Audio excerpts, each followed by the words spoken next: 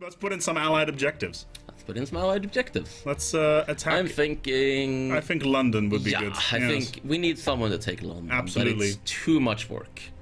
So, you can see a objective thing in the province view, which you just click on the enemy province, and you click on objective, and I'm thinking, you know, I just gave Provence a province. Yes. I think they should have to work for They should have to work pretty hard for it. So I'm gonna tell them to take London. And this is where the AI will kick in and say, that's insane. So, you know, they will only actually try to fulfill this if it's realistic. We're landlocked. We don't have any ships. They're not actually. Oh, all right. Well, we're in the Mediterranean. We don't have any ships. Wait. Okay. They're sending out their fleet. I think they're actually trying to do it. Let's back them. Well, they'll have to go against a fleet of 39 ships that are currently blockading part of Gascogne. You know, I think that deserves another province. Yes. they just managed to earn themselves in Normandy. Very nice. Very nice. All right. So that is the objectives. The objectives themselves, they actually are specified as well because you have military focus. Yes, there is also for your subjects something called military focus, and which is controlled from the subject screen here. Click this button and you bring it in, and you can look over all your subjects. And there are three possible ways you can instruct your subjects. You can tell them to be aggressive, which is to say that they will act independently, they will siege, they will engage armies. You can tell them to be supportive, in which case they will avoid enemy provinces, they will stick to near your troops and attach to your troops if at all possible. Or you can just tell them to have no focus, in which case they will run the regular war AI. Okay. Just a question back again about transferring occupation. Let's say you transfer occupation and you force peace. Who gets the aggressive expansion? If it's a subject, if you do that to a subject, you get it. Otherwise, they get it. So it would technically be a way to get around coalitions. Yeah. I mean, you can also potentially grief with it, but you know, it is still a game in the end. Yeah, you're gonna have some fun. God, people on Twitch chat think that gray face is how you get the Kappa. It's Kappa, guys. Seriously. Anyway, then we just have military focus, obviously. Let's go to something more interesting. You know, Wiz, sometimes when I'm playing this game, I get really frustrated to have to click every single province from the macro build menu. Wouldn't it be so much easier if I could just click one button and build a giant army? You know, by complete and total coincidence, we fixed that. My God. You had no idea. It's completely out of the blue. Right, so let's talk about the army builder. All right. And that's a new fun feature in Art of War. The way it works is that the macro builder, which we all know and love, has army templates. And in army templates, you can create a template. Let's give it a cool name. Name it the Big Blue Template. It seems fairly legitimate. And I will have it be 8 infantry and 2 cavalry. It's not the best early game ratio, but it works. No, what are you gonna do, right? It's not like you have any artillery yet. Yeah, and the way it works is you designate how many of each unit will be in the template, and you designate how many up to how many provinces you want it built in. Let's say I'll put it 5 here, and it will give you some information like this will cost 10,000 manpower, the maintenance will be this and this, and it's estimated to take this long under ideal circumstances. So you will save that template. Now I have the big blue template. Okay. I click it. You select, let's do it in France. In France. And all of a sudden, all of the provinces are building the big blue template. That's awesome. So basically, we can set up any army design and quickly build several regiments very, very quickly by one click of a button by using templates. You may want to slow down the game a little bit. Trying to show something off here. Just wait a minute, because it actually gets better. Oh, it gets better. So the first stack of units are about to be built, and they're all gathering and merging. And there we go. There we have one. Oh, and Comet cited immediately. The economy, fools! So yes, the units will build in the province and surrounding provinces. It will favor provinces that can build quickly. It will try to spread out like in time. So if you're building lots of artillery, it won't just like, they say you're building half artillery and half infantry. We'll try to spread the artillery and infantry evenly between provinces so it all builds at the same time. They will gather in the designated province and they will merge, meaning one-click build. That's super awesome. And it also works with fleets. Let's build a fleet. Let's build a fleet. Thank God we live in such enlightened times.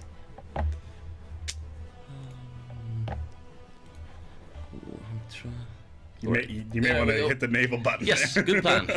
As I've said, I know nothing about this game. So the big blue navy. Big blue fleet. So we need to build a couple of heavy ships. Couple heavy ships. At least a ton of light ships. Two caravels, 2 galleys. 2 galleys. Yeah, and 1 cog. And 1 cog. Perfect. So this fleet would cost us 332. Which is about exactly what we have, at least if we build it now. And we would need 5 provinces in order to build it. Right. What you can also see is that it will show you if there's not enough provinces. I mean, I've designated that I want this to do it in 4 provinces. And these are yellow because I can build it there, but there's not enough ports around. So you can also see how long time it would take. I mean, if I build it in Point it would take quite a little bit of time. Yeah, it would take a while. But if I build it in Languedoc and... However, looking at the amount of time involved... and I just lost my money. That's cheat. Let's talking about the time involved. It looks like you'd be able to build a fleet just in time for the peace timer to queue out. Pretty much. And there we go. And now it's building. Fleet's being built. Sweet. Can we delete any army templates? Yes, we can. So we're just waiting for the autosave to kick in, and there we go. So there's the template. We go into the template and you just right-click. Perfect. Gone. You may want to make that confirmation button. Was just thinking that. Yeah, exactly. You were just like, oh, that might get that's frustrating. Probably not a very good idea. So basically, now that we've built a fleet, let's immediately mothball it. Well, we'll have to mothball old fleet because, you know. Yeah, because I have this new function called mothballing. Right. And what mothballing does is that it's like, okay, so this fleet is costing me a lot of money. For example, heavy ships. We all know how freaking expensive heavy ships are. I just told my dad the other day. Good advice. Yeah, I know. And you don't tend to get a lot of use for them in peacetime. So what mothball does is that it effectively makes the fleet cost as though your naval maintenance here was at 0, meaning half the regular cost. But it makes the fleet A, useless. It can't move, it can't merge, it can't do anything except sit in port and look stupid. And B, it takes damage down to 25%. It won't be destroyed by it, mind. It's just the peasants are stripping it for wood. Yeah, stuff like that. It's rotting where it sits. So when you unmothball it, it will take some time to get the fleet back into commission. So, you know, if you're at peace, your heavy ships are costing money, you don't think you'll be needing them anytime soon, you mothball them. And they sit there and rot and generally decay, and then you're getting ready for war, so you unmothball them, you repair them, and you get ready. Or, you know, you get attacked, and then you have no fleet. Well, and then it sucks to be you. Is there going to be any indicator of, let's say we go under fleet, and right now that is the blue Escadre Bleu. Is there going to be an indicator on the Navy icon on the right side of the screen that fleet's currently mothballed? Yeah, that's the plan. That's currently not in the game yet. That's currently not in the game, but there should gonna be a little indicator there showing, hey, you mothballed this thing. Well, that's good, because, you know, you want to... every once in a while you want to go to war, and then all of a sudden, shit, I can't. Basically, is what happens there. So let's win this 100-year war. Let's just force the victory here. Let's just force like white peace. Give some stuff to Provence. Actually, yeah, you can have Provence can have that, and we will. Oh, hold on! Before we continue, let's actually skip forward to something that we actually have on the list, but we actually haven't discussed yet. The new diplomacy, and specifically the peace treaty options. Right. So, first of all, maybe we should just mention this. What is those? Those are little nice things, which will basically show you what people think of the piece you made. In this case, it will show you any opinion modifiers you get for the piece, either due to like not giving enough stuff to your allies or giving stuff to your allies. Tooltip does not seem to be working right now, but you can see Provence has a little thumbs up. Yes. That means they like this piece, because you're giving them stuff, so they're gonna like you as a result of this piece. And if, say, I was separate piecing with someone, then it would show my war leader being unhappy about that because I'm separate piecing. Anyway, go on. So, what sort of things can we do here, Wiz? What can we demand of the English that we couldn't demand before? We can demand that they give up claims. These are some interesting claims. They've got claims everywhere. That does not look right. I don't think the English are supposed to have claims in Ceylon. Especially not in 1450. All right, Bida will be Bida. Yeah, exactly, all right. However, we have such things as, obviously, give up claims, but we also have such things as war reparations. Yes, and that is not actually in at the moment. But it will be in. Yeah, it's done, but not in this build. Yeah, and it's currently set at a default 10%, if I believe, but that's still up for discussion depending on how. Right now, it's 10% for duration of truce, but we're talking about tweaking, maybe making it 10 years or something. It'll likely be tweaked. Working as intended. Let's go with that. So, as we had a small segue there with treaty, because obviously the English will surrender now to our glorious treaty. I don't know why, we're so weak. I know, right? So let's, can you boost us to a next tech level, please? Yes. Should I sign peace? Yes, I signed a piece. Right, let's just... I always like to make them release Cornwall. Yes, Cornwall should be released. Good man. Freedom for Cornwall.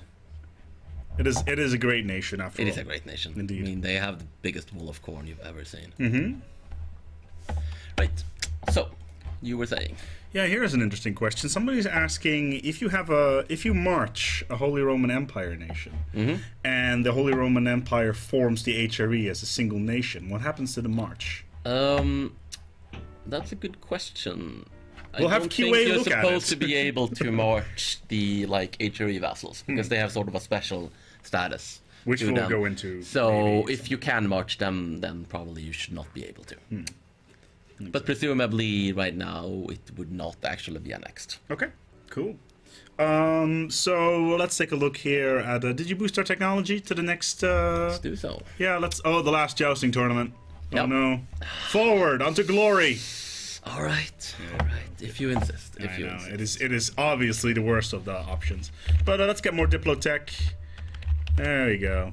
So let's go to the next Diplotech here. Let's make sure we can get new ships, I guess.